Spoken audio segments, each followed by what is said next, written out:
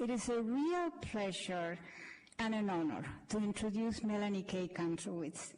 I will not give you a whole list of Melanie's publications because it's too long and you can Google it and find out everything about her.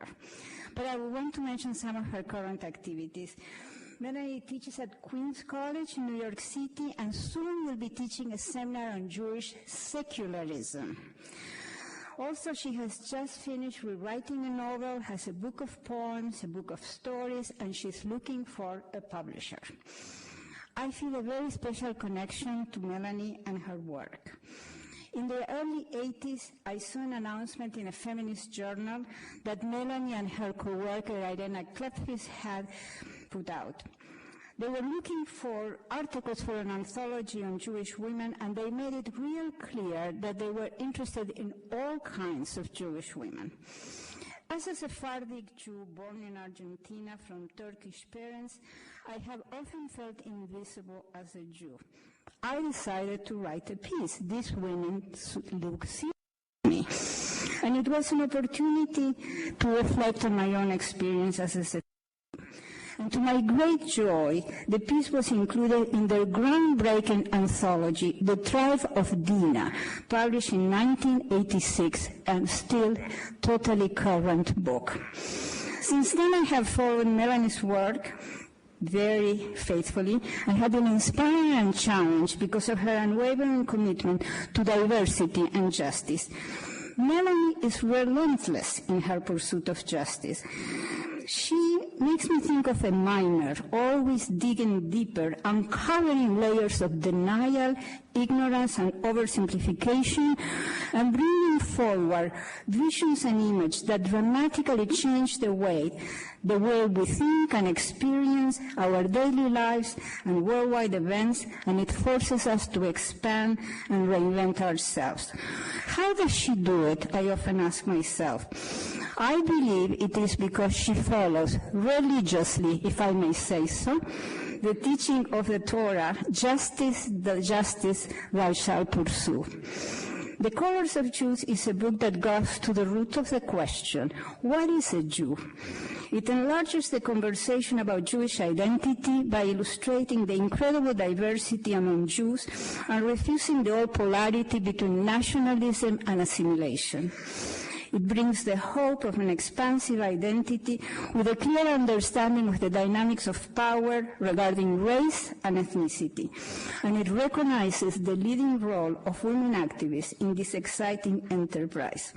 As she writes, what is essential is the desire to dismantle whiteness as we know it and the courage to move forward to create the world we want to live in. This is a book that challenges old, fossilized thinking and reveals with unblinking clarity all its fault lines. This is a book about human rights and justice for all, essential reading for our troubled times. Let's welcome Melanie Kaye Kantrowitz.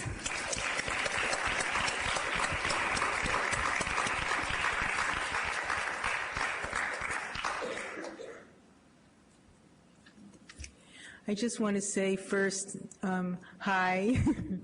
Second, imagine how thrilled we were to get Rita's article pretty early on in our collection process, and we placed it first in the anthology. And when I teach from the anthology, I always have people read Rita's article first because it's part of undoing, dismantling Ashkenazization. The privileging of Ashkenazi European Jews, and so one of the ways to do it is to not start with them all the time. Anyway, so Rita gave us an incredibly powerful essay. I want to thank everybody. I won't go through the names again, everybody who was involved in making this happen, and those of you who are here also, thank you for coming. But I do want to add a couple of thanks. One is for Vicki Gabriner, my friend Vicki over there, who's the one who kind of started pulling things together and calling people and trying to make this happen. And also Rochelle Ruthchild, her partner and my longtime friend, for always picking me up at the train station or driving me to her house, giving me a bedroom, etc., over the many years. Let me see. So that's my thank yous.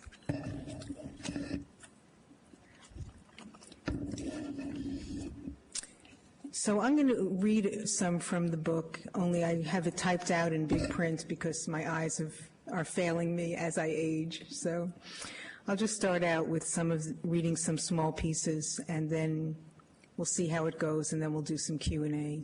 How am I doing on the mic, by the way? Okay. In the early 1980s, as an experienced anti-racist activist, I began thinking and writing about being a Jew and became engaged in progressive Jewish politics. As I wrestled with racism and anti-Semitism, people asked me constantly, "Are Jews white? Are they? Are they white?" The urgency behind the question was palpable, and it took me a while to understand. First assumption, there was one answer for all Jews. Second, the answer was either yes or no. Jews were white or they were of color. Third, whichever category one chose to file Jews into was a political decision. Jews were either down with the people of color, innocent and victimized, or lumped in with whites, guilty and victimizing. The more I have learned about Jews and race, the more complex it gets. I still get asked, but now I want to give several simultaneous answers, and they are all questions. Have you heard of Arab, African, Indian, Asian, Latin Jews? Were European Jews white in Europe? What do you mean by white? Why are you asking? Why does it matter? Instead, I answer tersely and accurately. Jews are a multiracial, multi-ethnic people. But the asker frequently succumbs to a tempting shorthand. Yeah, but white Jews. Are white Jews white? What's white? A few stories. I'm going to skip here. 1964, at a freedom school organized in a Harlem church as part of a public school boycott, I lead a discussion with half a dozen 7-year-olds. The smallest girl, hair tightly braided, sits in my lap, Lenora. If white people come to my school, I'm going to throw them out the window, Lenora says. Why? My father says white people are bad and mean. They do terrible things. I'd throw them out the window. She sits snuggled into my lap. I debate whether to tell her. Then I say it. Lenora, I'm white. She looks at me with affectionate scorn. No, you're not.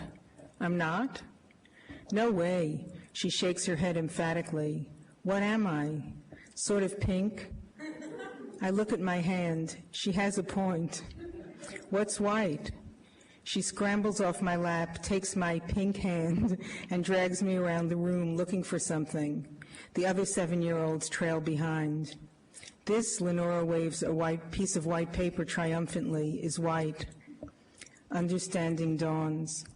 Lenora, have you ever seen a white person? No, my father told me about them from when he was in Mississippi. Point 1. The minute I ask what's white, the stories that bubble up into memory are framed by blackness. Whiteness, in the words of Cornel West, exists only as, quote, a politically constructed category parasitic on blackness. Point 2, children need to be taught absolute distinctions of color. Left to their own eyes, who knows what they would see? Point 3, slippage. The white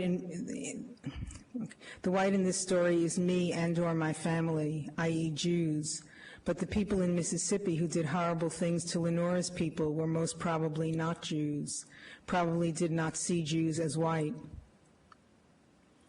1998, I am teaching a class at Brooklyn College called Anti-Semitism, Racism, and Class. One of my students, Marina Stein, is a Jew from Ukraine. She tells us how Jewish was stamped on their papers, how children in Ukraine mocked and teased her and her sister, refused to play with them. One summer they went to camp and Marina lied about her name, quote, and I was the most popular there and so was my sister. In the course of a semester, she would tell us this story at least 3 times. During the last week of classes, Marina suddenly blurts out, I'm sick of hearing about race. I'm sick of talking about it. I just want to be a person. Can't we just be people? The room is very quiet. Point 1. In Ukraine, Marina was a Jew. Here she has perhaps the opportunity to become white. Point 2, Marina wants this opportunity. She can be tired of race, can experience racism as an annoying bundle she'd like to put down, while her classmates with dark skin don't get to be tired of it, can't stop thinking about it. That's Marina's white privilege, courtesy of the U.S. Now, is Yavila McCoy here? Oh, she said she might come, and if so, she was going to read her own part. This is the voice of Yavila McCoy, who has moved to Boston, and people should be on the lookout for her. She does wonderful Jewish diversity education. I went to a Hasidic elementary school, and in my elementary school was where I learned the word Schwarzer. I was told that it was just the Yiddish term for black, but I knew it was a derogatory term because of the way it was used. I sometimes ask friends today, this is all Yavila's voice, I sometimes ask friends today who make the same argument to think of the last 3 contexts in which they heard the term Schwarzer used and to determine whether any one of those contexts were flattering. Early on, I noticed that my classmates feared the young men and women of color in our neighborhood because it was a routine practice for a group of girls I was walking with to cross over to the other side of the street should they see a black person coming in our direction. I remember being angry on many occasions and even sometimes stubbornly walking forward alone and rejoining my group at the next corner to prove that there was nothing to fear, but inside feeling like I was waging a losing battle against a myth that I could not change. Our school building was next door to a very large public high school, which was Erasmus Hall High School, where I went to high school, actually. And at afternoon recess, the girls would sit at the window and make fun of the kids coming out of the next door, calling them monkeys and poking fun at their behavior. I remember one day asking in frustration for the group to stop their comments because it offended me, and getting back the reply from a classmate that I shouldn't be so sensitive because they weren't talking about me and my family, but the Schwarzer. We don't mean you, we mean them. Hearing the racism that lurked in my classmates' comments and trying to make sense of how being a Jew was supposed to somehow inoculate me from the harshness of its presence was always a struggle. The hardest thing was knowing that racism had become a part of the culture that my parents had so trustingly come to in search of truth, and realizing the admission of 1, 8, or 20 people of dark skin to the fold of the community we lived in had not changed any of the preconceived notions around race that existed and were upheld by members of the community. More recently, people have suggested that with the growing numbers of people of color in the American Jewish community, racial prejudice must be on the decline. My answer has been that awareness of the presence of Jews of color is growing, yet it continues to be a challenge. The small number of Jews of color living in various communities around the U.S. cannot by presence alone contradict the practice of exceptionalism in regard to uprooting racialized thinking. In the face of long-held prejudices, it is too easy to see and treat 1 or 2 Jews of color as exceptions to otherwise true negative rules regarding race and cultural stereotypes. And we must be willing to work on this subtle area of our thinking as well in order to eliminate racism from our communities. They don't have to reckon with their treatment of people who are dark-skinned who are not Jews. They just have to accept this new dark-skinned Jew, but not marry that Jew, but not touch that Jew. I had kids cry in my classes. They would make us hold hands on trips, and kids would cry rather than touch my hand. They were afraid I would turn them black. There was very, very harsh racism. And I want to say here that I heard Yavila tell this story in a room full of largely Jews of color, and half the room was crying at this point. She talked about what it felt like to send her children, she's a mother of several children being raised as Orthodox Jews, and what it felt like to send her children off to Jewish day school, wanting and not wanting what was going to be offered. And then this is the voice of Navona, a graduate student who was the only person I interviewed, actually. The book is made up of my writing, stories, interviews, poems, etc. And she was the only person I interviewed who chose to use a pseudonym. So this is Navona. White Jews are usually surprised when I say I practice Judaism. It's like, what? You do? Why are they so shocked or so resistant to that thought? In the temple, we would say that Jewish people are our cousins. It's not like I'm hostile to white Jews. I don't want you to think that. But we also need to problematize the terminology we use and the representation of Jews. You don't see people of color on the matzah boxes. And people are sort of, but why is that even funny? You know, it's funny because we know how outrageous it is given the assumptions of who Jews are. She says, you don't see people of color on the matzah boxes. If we could diversify the production of images and work on redefining our oversimplistic notion of what it means to be Jewish, then I think we'd be working towards something more accurate.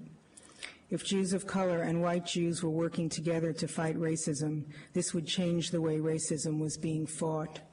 I think that's the most brilliant sentence in the book. I'll just say it again. If Jews of color and white Jews were working together to fight racism, this would change the way racism was being fought.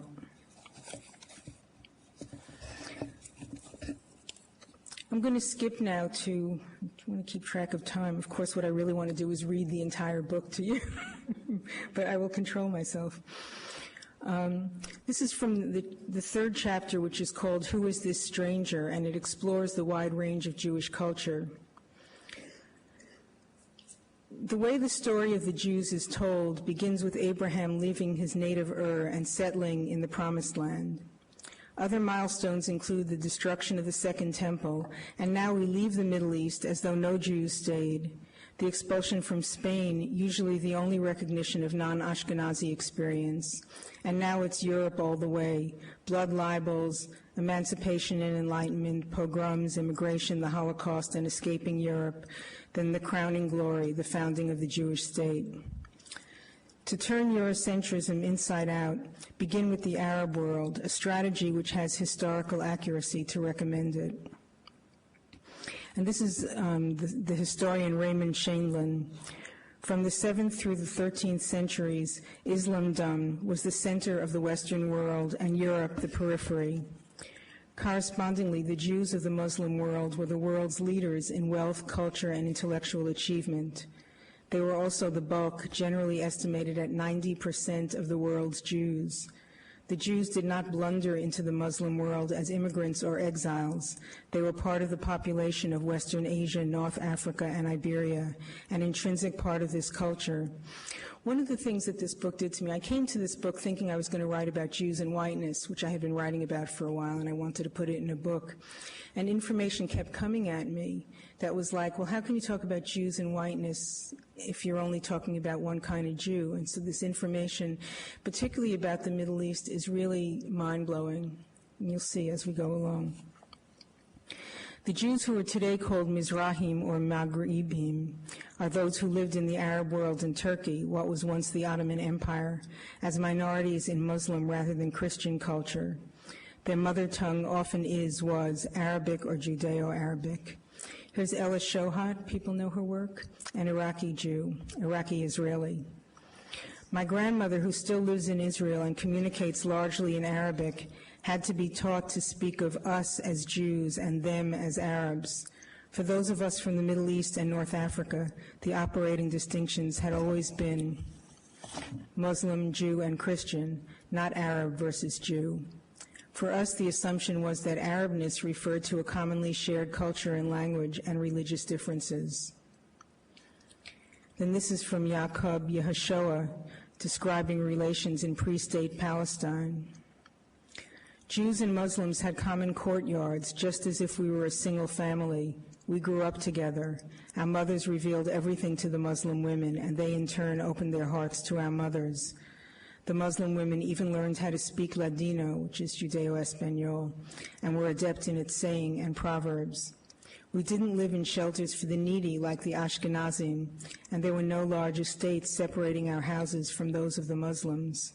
All the kids played together, and if anyone else from the neighborhood bothered us, our Muslim friends would come to our defense. We were allies. Our mothers would nurse any Muslim children whose mothers had died or were unable to attend to them, just as they would care and watch over them if their mothers were busy or otherwise occupied. And the same thing went the other way around. Does that blow your mind? You know, here we are taught that Jews and Muslims are and Arabs are inherently enemies, and there's this history of nursing each other's children. I mean, can you get more intimate than that? Think for a moment about the assumption of natural enmity, the erasure of any Jews but Ashkenazi versus this shared Judeo-Arabic culture. Second point is the assumed centrality of Ashkenazi culture is such that one of the challenges now is we almost have to peel back what I've called de-Ashkenizing, peel back those assumptions to see what's underneath. The widespread unarticulated assumption that all Jews are Ashkenazi has scholarly as well as political and cultural implications. In sites of Jewish education, where scholars, rabbis, and Jewish communal leaders are taught, where the relatively new interdisciplinary field of Jewish studies is burgeoning, the question of how Jewish history and culture are conceptualized is critical. People used to know that the sun circled the earth. As more data was collected, more and more elaborate theories evolved to explain the data as consistent with Earth-centrism. But at some point, a vast collective sigh must have been released, along with massive simplification. Ah, yes, the sun is at the center, and all the dangling data fall into place. It is this disorientation I seek by decentering Europe in the Jewish experience. How hard it is to let go of what you think you've known all your life, letting go of the familiar, learning to embrace, at least to stand next to, the strange. Recognizing that to many Jews, my accent, my foods, even my smells are strange. Letting go of the unconscious, comforting assumption on which I was raised as a Brooklyn Jew from Eastern Europe. We are the real, the normal Jews, and the others are other. This decentering or failure to do so determines who speaks for, who is seen as, who is welcomed, who shapes and mobilizes the Jewish future. The next two chapters are basically interviews with people who work with various kinds of fighting racism as Jews group or Jewish diversity groups. So that's more sort of hands-on and nuts and bolts, and I'm going to pass over it for now. I'm going to talk a little bit about diasporism, which is a term that I actually thought I had coined and then discovered that Philip Roth coined it, but he didn't mean the same thing that I did. He meant that the Jews should go back to Europe. I mean, it's a joke. My diasporism is not a joke, but I did come to it with the realization that there was no word for it. Like here you have this word Zionism, which says that all Jews are supposed to want to go back to the homeland, that they belong there and they're supposed to be there. When in fact most Jews don't go there, but there's no name for the choice not to go there. You know, it's as if it just happens that nobody thought about it, nobody chose it. So I coined this phrase diasporism for those of us who like being in diaspora, who like encountering difference, and so on. So this section is headed with Navona's brilliant sentence, to change the way racism is fought, shifting the center. The work of ending racism demands not only that Jews shift the paradigm of whiteness and Ashkenazism, not only that we abandon whatever comfort. Oh.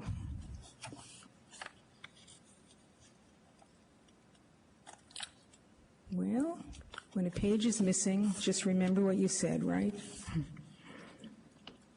Ah, there it is. Not only that we abandon whatever comfort or protection we might imagine resides in defining ourselves as victims.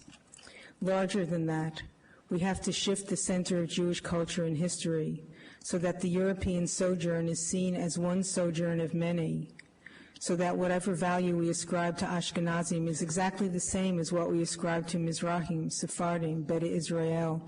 And here is the big leap, exactly the same as what we ascribe to Palestinians and to everybody, really. Jewish culture should be opening its arms wide so that a Jewish event focused on Ashkenazi culture. Okay, so this is not against Ashkenazi culture. I'm a lover of Yiddish culture. It's just that it's only part of the Jewish culture. So that when there's a Toronto festival of new Yiddish culture called Ashkenaz, but it doesn't pretend to be inclusively Jewish, it's Ashkenaz culture. So that resources to celebrate and transmit Mizrahi, Sephardi, and other Jewish cultures are accessible and defined and controlled by the scholars and community activists who know their cultures. Minimally, we want to savor the richness of our extended communities, and we want our Jewish sisters and brothers of all colors to find welcome all over the Jewish world. Jews of color may continue to be a minority, but you don't have to be the majority to feel at home.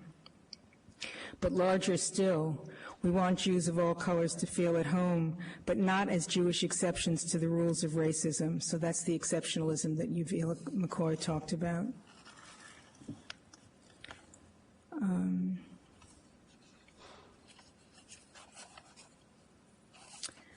think there was something I wanted to talk about a bit.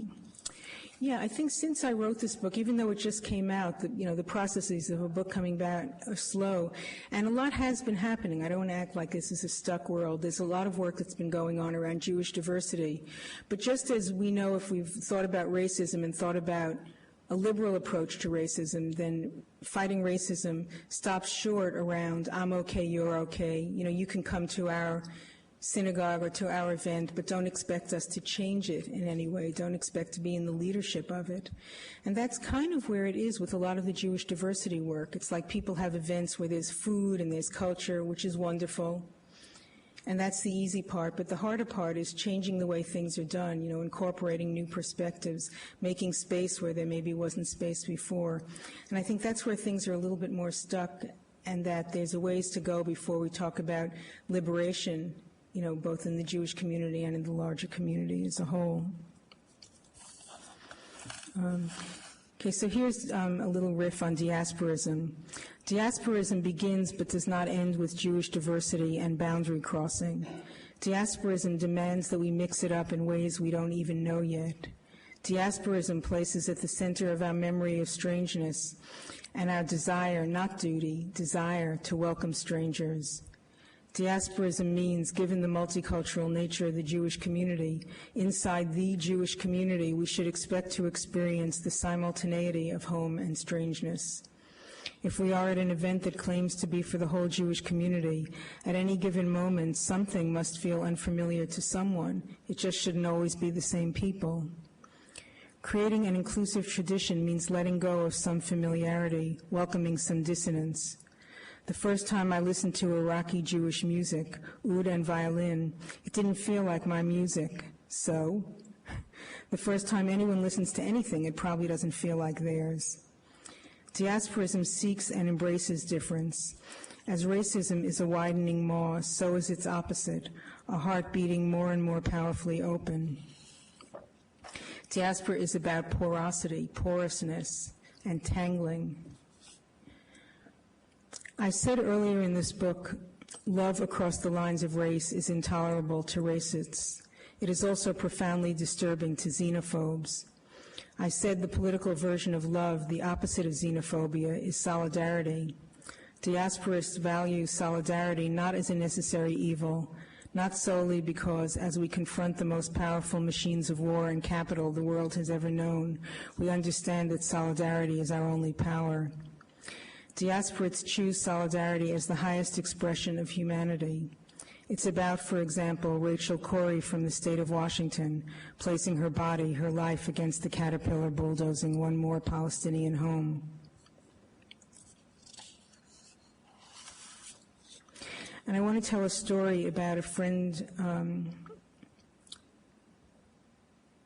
of mine, Kathleen Sadat.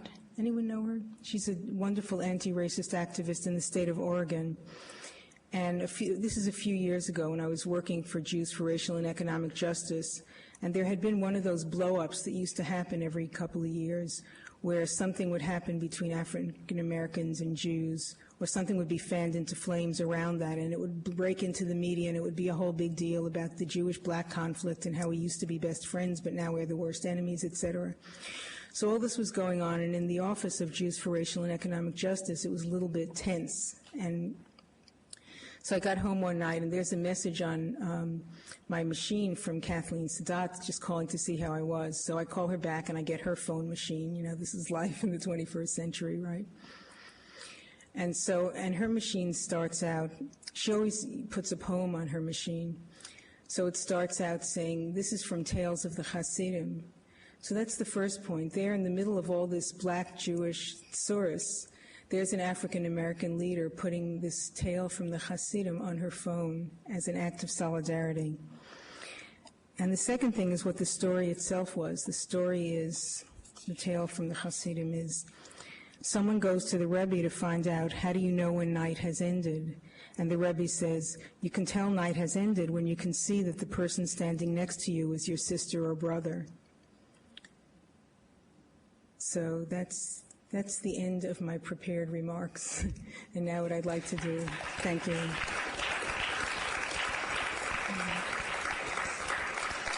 Thanks. So now what I'd like, I see this book as part of a conversation that will hopefully take off and happen in many different ways. And already when I go places, I meet people, like tonight I met Rachel, who are engaged in this kind of work, that the work is going on, and often at the grassroots level, people don't know about each other. But I'd like to hear questions and comments now.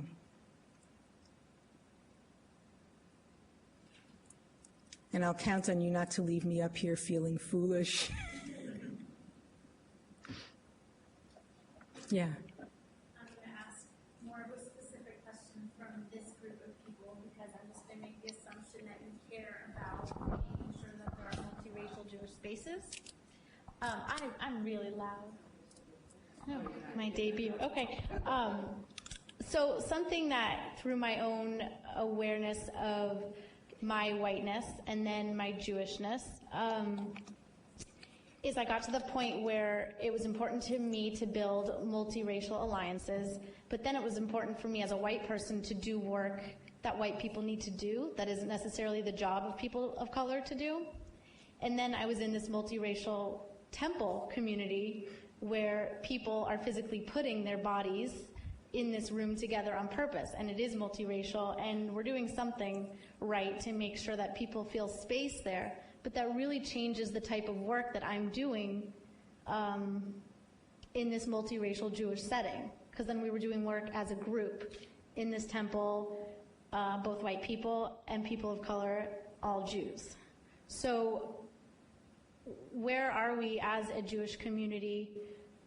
What's working to create, what kind of work works, basically? When do we need to separate? When do we need to stay together? And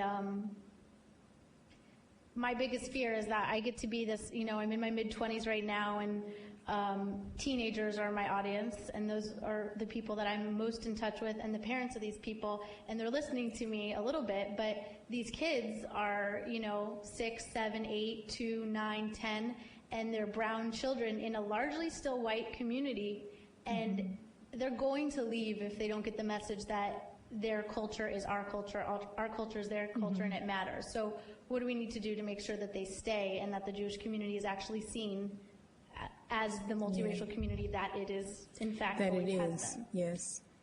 Well, you're on the front lines in doing this work, and considering the number of children of color there are in the Jewish community, it's very, very important work. It's important everywhere it's happening, but it's important there because this is a deal that people talk about, that the children get to be a certain age and then they leave, they sense their difference and they feel uncomfortable. One of the stories, one of the people I interviewed in the book is a rabbi named Susan Talvey, a goddess, I must say. She's in St. Louis, and in her synagogue, they have a number of children of color, and she said she watched them hit a certain age and then leave, and so she went to talk to them, and what she found, and she promised them that it wasn't going to happen again. So what she did is just take the synagogue sort of by the neck and just do heavy-duty education for a year. Like every holiday, they talked about the issues of race and culture. It was not like here's one program or here's one workshop. That it's long-haul work. So that's one thing. I think the extension, it sounds like there's Navona saying if Jews of color and white Jews did this work together, it would change the way racism is being fought, and there you are. So it seems like part of what needs to happen is people like you who are doing that work need to get the word out, that the word needs to be spread around, that there are ways to do this kind of work. And also, I think one of the things that happens around this Jews of color thing is that people think that, it's just a very small number. Well, even if it were a small number, it would still be important. I'm not one of those, I mean, I'm a Jewish lesbian. Do you think that I necessarily go for large groupings? But still, still, it's like not a small group. I mean, that's one of the things that has happened in the last few years is some counting. And Gary and Diane Tobin, who are in San Francisco, they do these surveys, and who knows. But what they calculate is that something like 20% of the Jewish community is people of color. I mean, that's not nothing, right? That's sizable. Somebody else has done a survey that says that there are African-American Jews, there are 200,000 African-American Jews or Jews of African origin in the United States. And not only is that a large number in itself, 200,000, but it's a higher percentage of the Jewish community in the United States than Jews are of non-Jews. And do you understand what I'm saying? It's like, as Jews, given that we're a tiny minority, we should be brilliant about inclusion and about the politics of minority inclusion. So this stuff is very important. I remember with Jews for Racial and Economic Justice, the first time we did a teach-in on radical Jewish history, we called it In Gerangel, which is Yiddish for in struggle. And one of the people we invited to speak said, who was a Sephardic woman, said when she hears a title like that, to her it means it's not for her. It excludes her. So I brought that up with the planning committee, and they were saying, well, but there's such a tiny community. I'm like, hey guys, we're a tiny community. Don't we want to be included?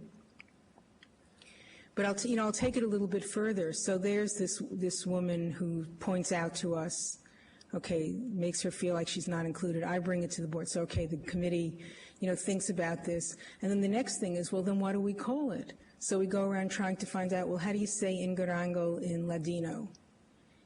And so we try En Lucha, which means in struggle, literally, but people like howl when we say it because it really means something like wrestling. So there we are trying to find out, and it's like it took work. I mean, that's the point, is it isn't just this easy thing that happens naturally. You have to find people who know. You have to find your resources. But then the flip side is that then you have these resources. You have these connections. We actually found a glossary that was in Ladino and transliterated into Yiddish that was used by labor organizers. So the point is you get off your turf a little bit and you discover all sorts of things which help you do this work. Now that was a long answer to your non-question, but yeah. Well, in light of what Rachel said, which is internal, what? Oh, wait for the mic. Oh, in light of what, it seems so loud. Rachel was just talking about in terms of internal race relations among Jews. Then how does that relate to the fact that mainstream Jewish organizations now are attacking main people of color, particularly African American, African, et cetera, leaders?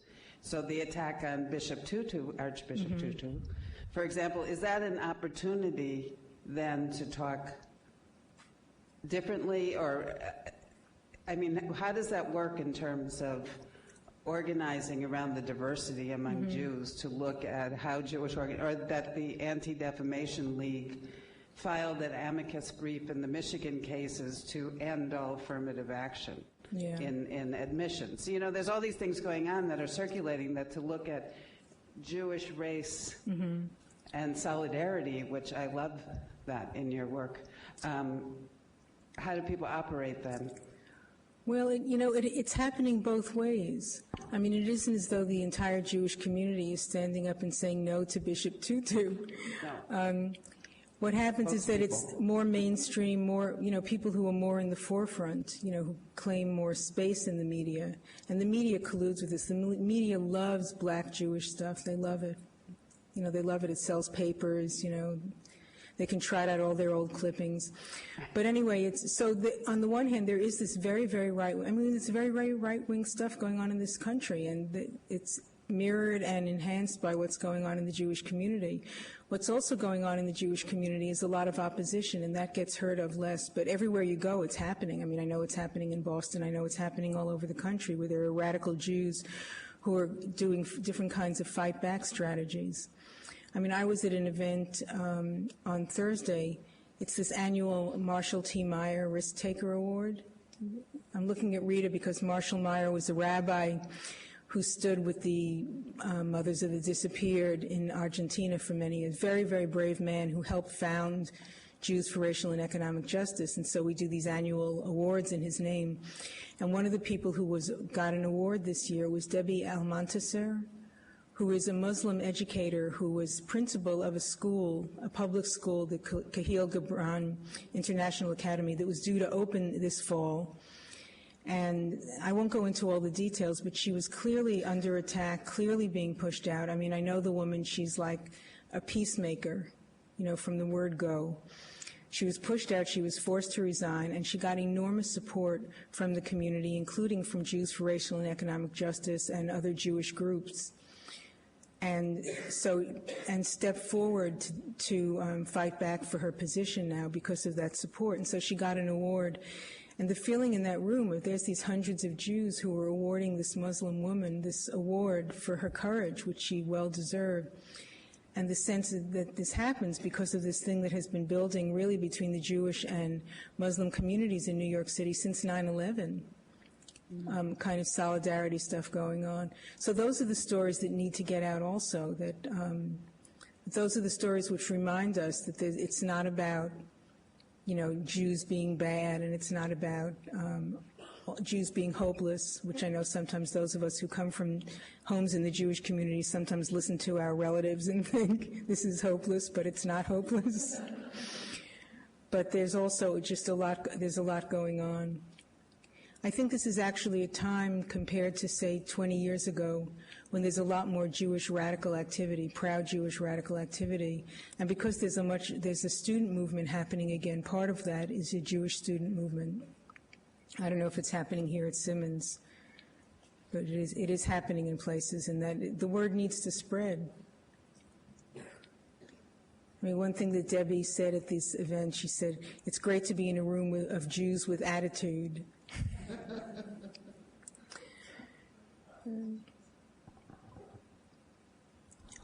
Yeah.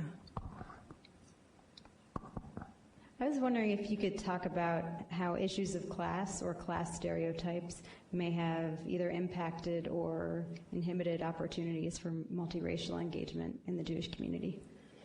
Yeah, the class stuff is always the hardest.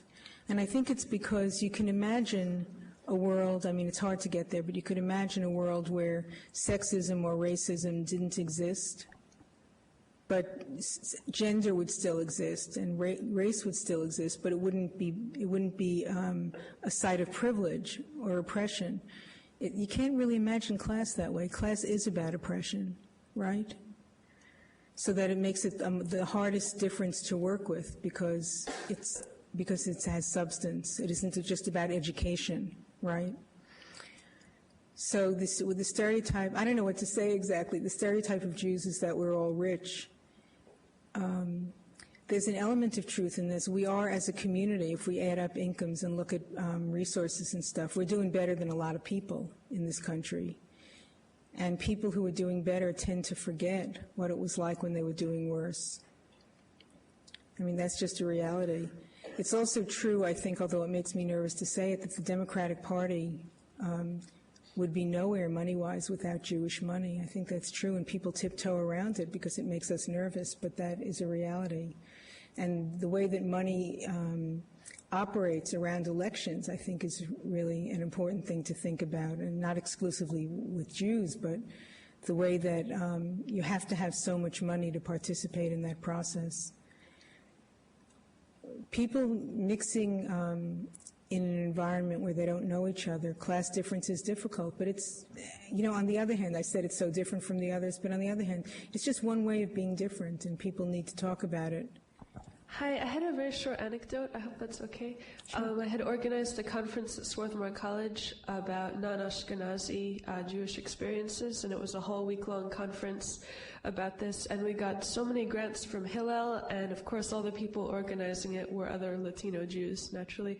And we got so much support from the Ashkenazi Jewish community, but from the other aspects, the other student groups that pertain to our identity, it was very difficult. And the student multicultural group wouldn't let us use any of their funding or other things. So I just sort of wanted to point out that in my own experience, there was so much support coming from mainstream groups, and yet it was the other Latino groups or the other Black student unions that were really very reluctant to acknowledge Jewish identity as being particularized. And why do you think?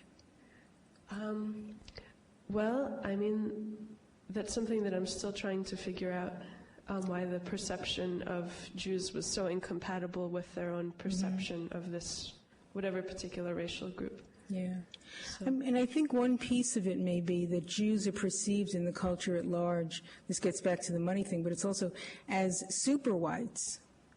You know, a Jew's white, well, Jews are super white, they have extra privilege. They're like the ones who you hate more even than the regular whites, because they have double privilege, and maybe they don't even deserve it because after all they're Jews. Not to mention a little healthy just Christian anti-Semitism sprinkled in. So I think there's a lot of stuff to undo. I think it's one of the places where Latino Jews, I mean, can you imagine like conversations if maybe no support here, but there's a conversation later, a couple of conversations down the road? Yes, I think at the end of the conference there was a big shift between the people who had come and were able to see this as a legitimate identity, I guess. But that resistance for me wasn't coming from Ashkenazi Jews. Yeah. It was coming from the Latino and from the Black communities. So. Yeah. But this was just from my own experience. Did you want to address that? Yeah, I just want to be really careful ending on that note. The white Jews don't have much to lose having this conference, and Jews of color have a lot to lose, and they're being asked to choose between a Jewish identity and a brown or Black or Latino identity. And it's easy for a group of white Jews to all of a sudden change their mind and say, oh, let's have a brown Jew day, basically, is what you decide just like that. It really needs to come in conversation with a group of people. You know, if you want a one-shot day of learning, is it going to be a day of learning, and what's the goal? So what I hear is a little bit about a group of white Jews who, why would they have a problem with it? So, no? I don't think that was quite what I was saying. Okay, so I want to be weary of ending the conversation on the white Jews didn't have a problem with it, because I wouldn't expect them to, I guess, is what I mean. Well, I mean, the fact is that sometimes they do, but there's plenty, let me say it, there's plenty of white Jews who have plenty of problems over some of these issues. So it isn't like we can expect necessarily that they're going to be terrific, but sometimes they are terrific, and in which case what you're saying is true, there's less at stake.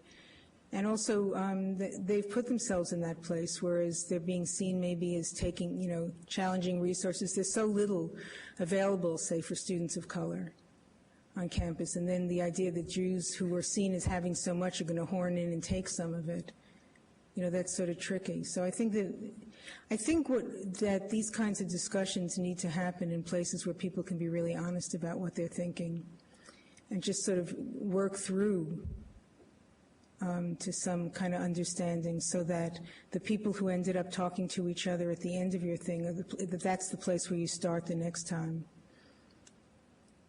Yeah. I was just going to say that, did we already establish that we don't really know what white is? So how do we call ourselves white? Are we all Jews of color? No, Well, we're not. I mean, the first chapter of my book is All Are Jews White, and it's looking at different moments of racialization and deracialization of Jews. Like in Europe, were we white? Not really. You know, what do we mean by white? You know, Lenora said it right. Am I white? But that's not what we mean. What we mean is, do I have privilege? Like if a cop stops me at night, am I afraid that I'm going to get dragged in? You know, probably not. he's going to say, oh, sorry, and let me pass, whereas a friend of mine is going to maybe get pulled over and beaten to death. That's what we mean by white. So it's an attitude. It's not an attitude. It's a reality based on, and it shifts at different historical moments. I had a friend who moved to Maine and who used to tell the story over and over until I got sick of hearing it, but she liked the story for reasons which are kind of interesting. It was about her moving to Maine and then hearing that some black people had moved in, and she was all excited until she found out that they meant her and her friends, because they were like dark Jews. And it's like, depending on where you are, what place, in one family you'll have people who look a certain way.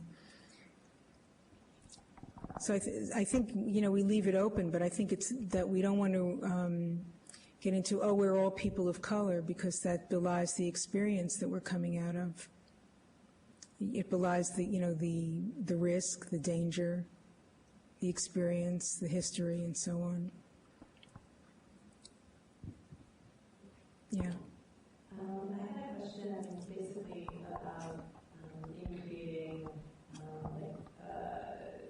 Jewish communities and community spaces that are inclusive, when the connection isn't religious, the activist communities or secular communities that are identified as Jewish but not specifically about religion. I just wanted to know what your thoughts were about kind of religious communities versus secular or non-religious communities that are Jewish, and how these lines and intersections play. Yeah. It's interesting because since I'm a secular Jew, I tend to think more like that makes me feel like I'm a real Jew as opposed to somebody who chooses to become Jewish or is Jewish, through religion. So I have to fight that attitude.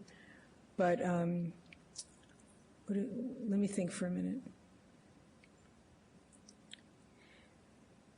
What is true is that probably there are more, percentage-wise, more Jews of color who identify with Judaism through the religion than percentage-wise of Jews who are not of color, that there's a higher proportion of secular Jews.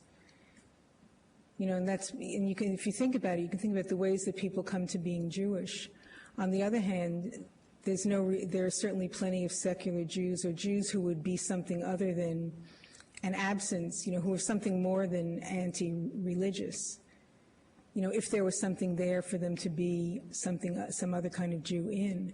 There aren't a lot of secular institutions. I think it's a general issue in the Jewish community that if you're not interested in religion, if you're not a Zionist, and involved largely in this country in supporting Israel and collecting money, and if you're not very absorbed with the Holocaust, which for a lot of Jews is a big place of their identity, there isn't anything hardly. So I think that's up to people who care about that to create cultural institutions and build the space of secularism to have content. And then people will come who are interested in that. We have time for one or two more questions. I need help with my understanding of statistics. I've been told that 7% of the Jews in Israel are considered religious by Orthodox, the Orthodox system. 7%. I don't know what then the Orthodox rabbis consider the other 93%. Question one. Question two.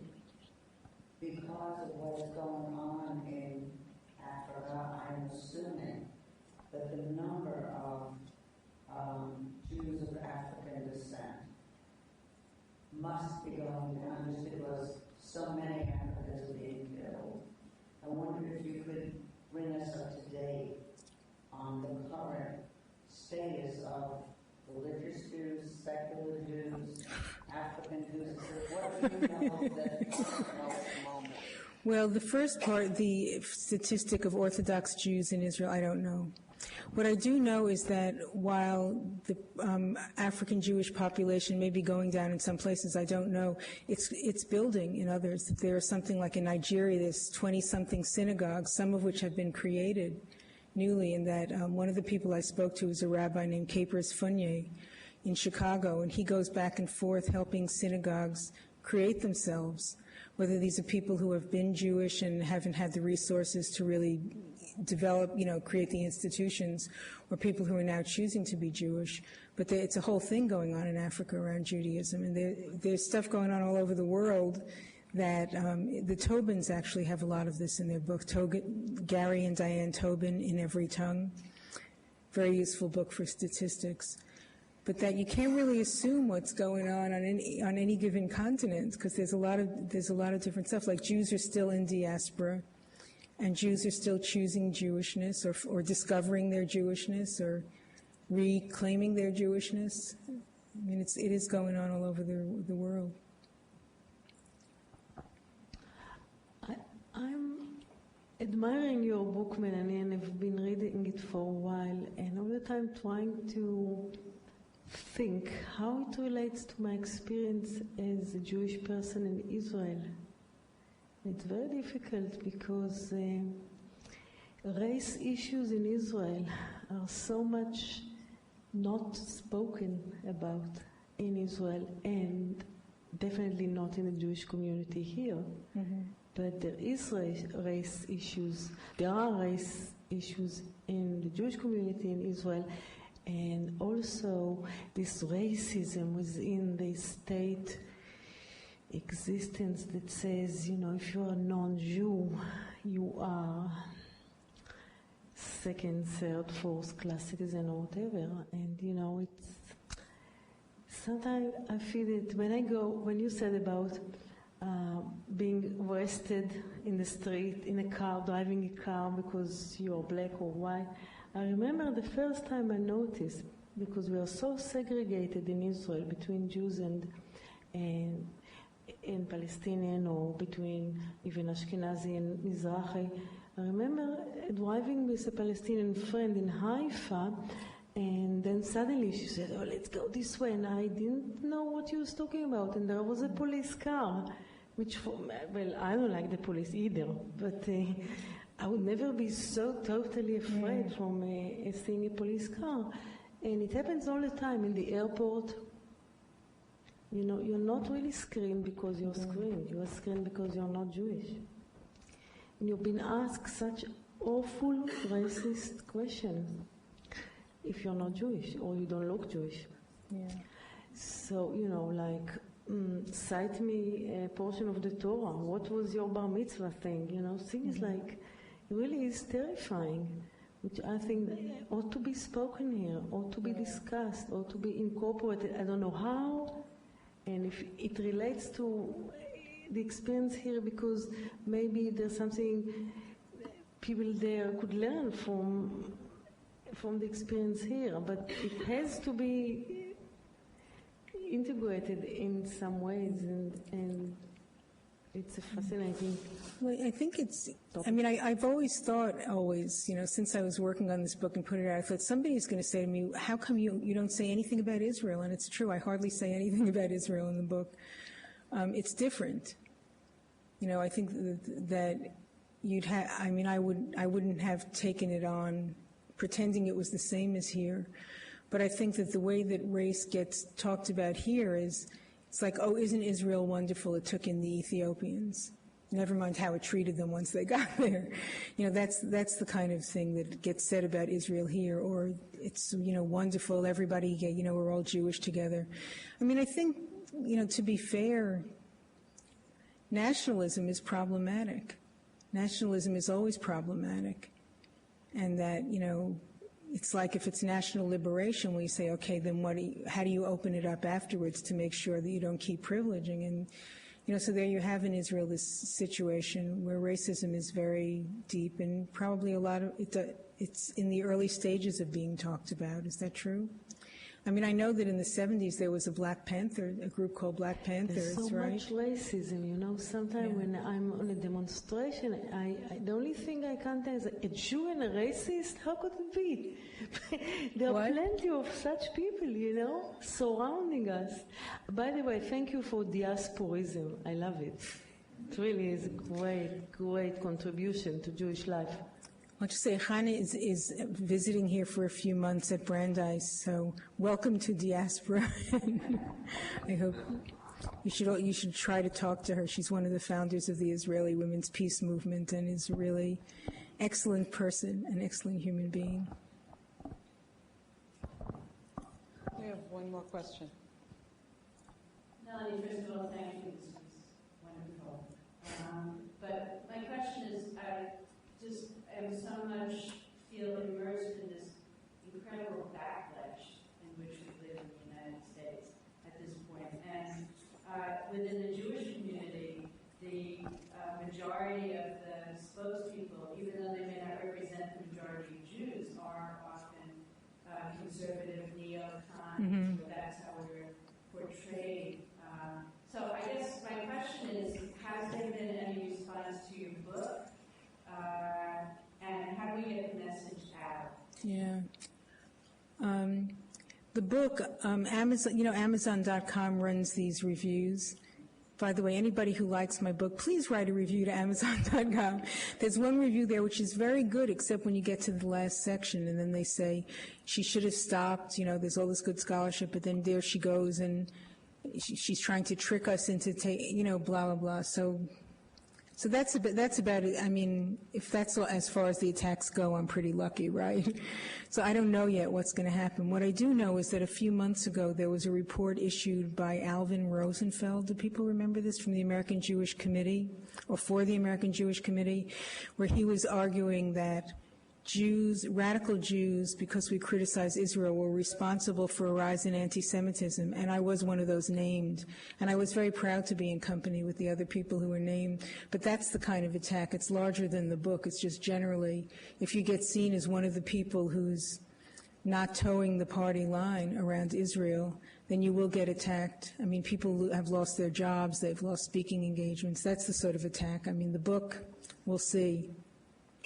So far I have my Amazon.com review and one other review. So I